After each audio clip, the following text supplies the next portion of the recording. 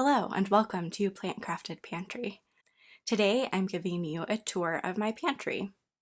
I have a fairly small kitchen and I don't have a built-in pantry closet, so I'll share with you what is in these cabinets that we're looking at, as well as a few other places around my kitchen where I store food. So these cabinets are above my main cooking space, so I tend to keep items that I reach for most often in these cabinets, as well as some backups up on the highest shelf. So let's start with this cabinet right here. These are IKEA cabinets and I don't like having doors on my upper cabinets, so that is why there's no doors. This bin is just backups of things that are in this cabinet, so I won't go through that. This bin has some almond butter and vegan marshmallows. This bin has some rice paper that you will have seen me use in my recent dumpling video, and some rice ramen. On the second shelf here, I've got some Bonza rotini and some chickpeas behind that. And this is jasmine rice. Behind that I have TVP, or textured vegetable protein. This one is raw cashews, and behind that is soy curls. And then here I have some pistachios, and behind that are some lentils. And then in these smaller jars over here, we've got raisins and craisins, sunflower seeds and pumpkin seeds, and almonds and pecans. And then down at the bottom here, we've got oats.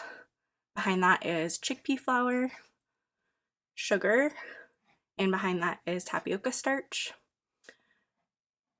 Baking flour, this is my gluten-free 1-to-1 baking flour, and behind that is cornmeal.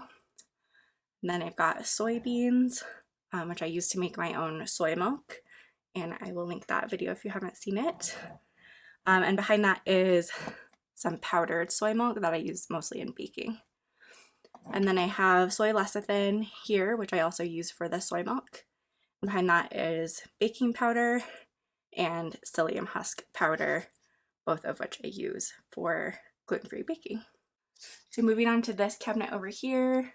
This bin over here has some backup spices, and this bin over here has backup coffee and tea, so I won't go into those. On this shelf I have spices in this pull-out container, which fits really nicely in that spot. I do keep my most used spices above the stove, so these are kind of a little bit less used spices, but I do reach for this quite often. And then in this turntable I have baking items, a few other spice type things, and oils and vinegars and extracts, things like that. Won't go through all of these, but I will give you a spin so you can see. This one is avocado spray. And I do have a few larger spice backups back behind this bin as well. On this side I have another pull-out that has some individual applesauce cups that I also use for baking. And then on this bottom shelf we've got some cereals in the front, and behind these are where I hide the less pretty things to look at. So back here I have more store-bought items, some canned goods, have some coconut oil, shortening, French fried onions, some extra vitamins, some extra pastas, silken tofu, some backups of vinegars and barbecue sauce, and other canned goods like pineapple, extra salsa, and canned tomatoes. And then right next to this cabinet is the stove, and I do have this spice rack right above it. with the ones that I reach for most often. So then on the other side of my kitchen, I have this Billy bookcase that I also use for pantry storage. And this is right next to my fridge. We have a bin of store-bought snacks here and some extra Bonza from Costco above the fridge, and some almond protein powder. So again, on the top of this Billy, I do have some bins full of backup items. So the one on the left has mostly bagged backup items. The one in the middle is bottled backup items. And then on the right is a bin full of containers that I use for soap and lotion and lip balm making, that sort of thing. So moving down to the top shelf here, I have some dried flowers in the front here, lavender, calendula, and rose. Behind that, I have some extra whole cardamom pods, some chamomile, dried chamomile flowers, and some candelilla wax. And then on this side, we've got cocoa butter, emulsifying wax, and salt. And behind those are some other soap and lotion making ingredients: BTMS, acetyl alcohol, and kaolin clay. So moving down the next shelf, again, these are some more kind of like soap and lotion making type ingredients. So we've got colloidal oatmeal, hyaluronic acid powder, citric acid, and xanthan gum. Got some empty jars here.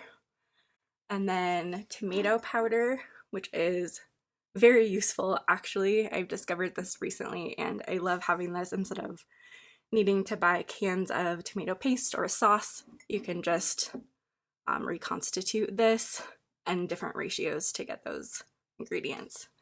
Behind that is some beet powder.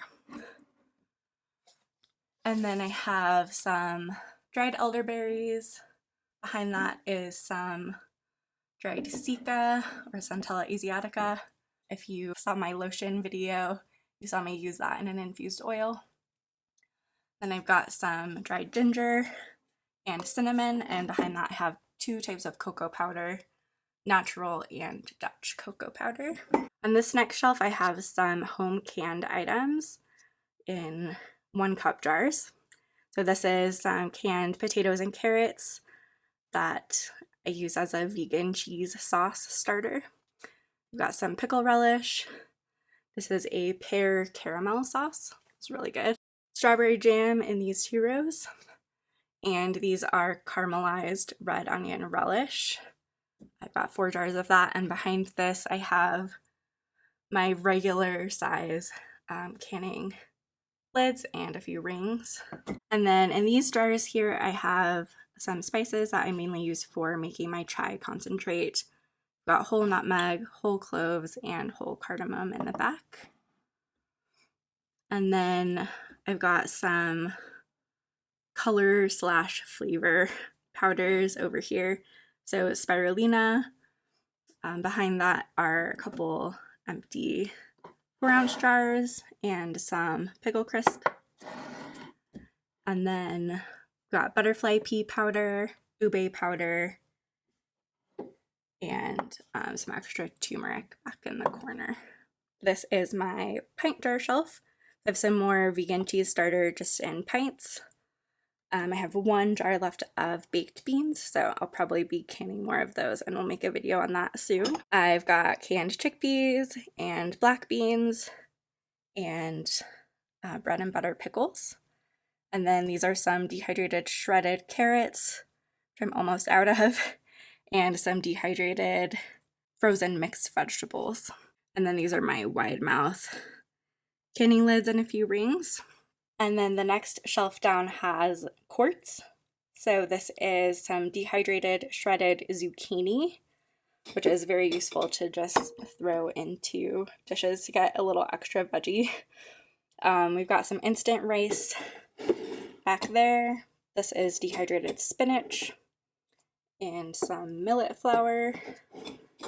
These are dehydrated pinto beans. And I've got some empty jars behind a few of these things. This is a can of homemade chili. I have a couple cans of potatoes and butternut squash and a few more empty jars. And then the next shelf down, I've got some grits. Behind that are yellow split peas and popcorn, and behind that are my red split lentils. And then I've got some homemade pantry mixes. I do have a video on this as well. The cornbread mix, brownie mix, and potato soup mix, and a few extra jars. Moving down one more shelf. Got a shelf riser here to fit a few more shorter items. In this bin I have some soap and lotion type making things that are in shorter bottles. This basket has canning rings and extra storage lids. And then down here I've got some shea butter, essential oils, and a few other short things. And then this section is all ingredients for soap and lotion making. I won't get into detail on those, but if you are interested in seeing more videos on that sort of thing, definitely let me know. And then on the bottom shelf here, I have bulk items and some backup items. We've got quinoa in this one, baking soda behind. This one is sugar, and behind that I have some dried peppermint that I use to make tea. This is some more gluten-free 1-to-1 flour, and behind that one is oats. This one is chocolate chips and cashews, and behind that I have some extra oil. Okay, and then next to the belly I have one more shelf that we store food on. So we've got some Costco green tea over here. I have this basket with some more backups, extra LaCroix and apple juice, lemon juice, and backup almond butter, as well as the racks for my dehydrator. This is my canning and recipe journal. And then in this pot, I've been storing my used candy lids. Down here, we've got some Huels, extra bag of chocolate chips, some mixed nuts, and my salad spinner. And then this back row is all backups of the gluten-free 1-to-1 baking flour. I try to stock up on this when I can get a good deal on it. And then on the bottom here, we've got these big pull-out bins. You've got jasmine rice on the left-hand side there. I have 2 of them full of soy curls. I bought the bulk box of those, so I have a lot of those right now. And then this is some instant refried beans. So that was a tour of my pantry. I hope you enjoyed this video. Thank you so much for watching. Please subscribe if you haven't already, and I'll see you next time. Bye.